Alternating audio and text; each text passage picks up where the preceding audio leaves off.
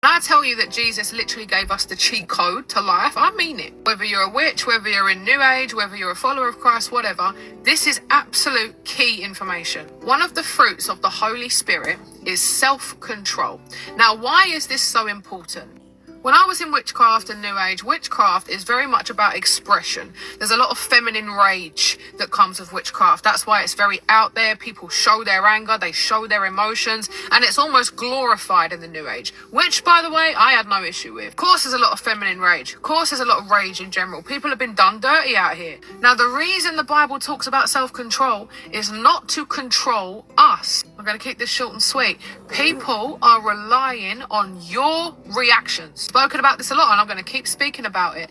When somebody provokes you, they need to get you up out of character to make you look a certain way to fit a narrative that they have. And this can be anyone. Family, friends, partners, members of the public. One of the things about demons that we know in the Bible is that they are relentless and they are provoking. And we know that people are walking around out here with a bunch of demons. It's not what happens to us, but it is how we choose to respond. And what are we seeing recently? People losing their absolute minds. They are doing things out of control. They have no emotional regulation. Even if they're not the bad guy, even if they've been pushed to breaking point, lo and behold, who's the bad guy? Because I will bet you anything, there are some narcissistic, demonic people out there waiting with a camera, screenshotting all your messages. They are waiting for you to get up and out of character so they can say, see?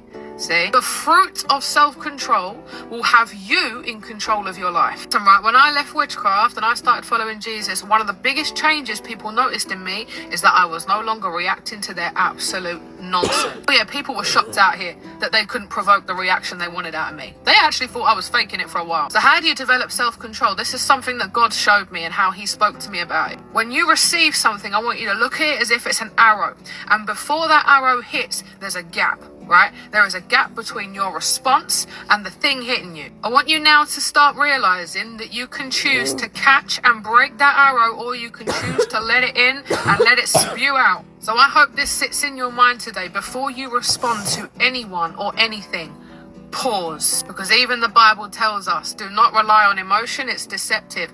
And be silent, be still. Be slow to speak and quick to listen. This isn't to control you. It's so that you get the upper hand on these provoking demons. I promise you now, every single one of us has the capability to lose it and look like the bad guy. Look at how Jesus handled the Pharisees. He didn't respond to them, none of their accusations. He turned around, walked away and stayed silent. Don't give the devil that gratification.